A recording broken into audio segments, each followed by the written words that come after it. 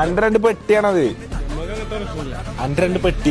അനക്ക് സാധനങ്ങൾ ഇതിൽ പറഞ്ഞെടുത്താ, ഇതിൽ തന്നെ പറഞ്ഞെടുത്താ അനക്ക് സാധനങ്ങളില്ല എന്നുള്ളത് കൊറേ ആൾക്കാർ കംപ്ലൈന്റ് ആണ്. ഞാൻ ഒന്നും കൊടുത്തില്ല. ആ പെട്ടി എന്ന് പറയാ ആരാ കൊടുക്കുന്നത്? ഇത് ഫുള്ള് നമ്മള് വാങ്ങിയാണ് അവിടുന്ന്.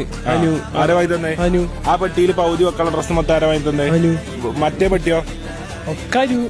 അപ്പൊ ഇനി ഈച്ചൂര് ഞാനൊന്നും കൊടുക്കണില്ല എന്ന് പറഞ്ഞിട്ട് ഇന്നെ തീർന്നൊക്കെ അടിക്കും. പണ്ടൊക്കെ അവിടെ പോയി കഴിഞ്ഞാല് വാങ്ങാനൊക്കെ ഒരു ബുദ്ധിമുട്ടുണ്ട്. ഇപ്പൊ പോയി പൂതിയൊന്നും ഇല്ല.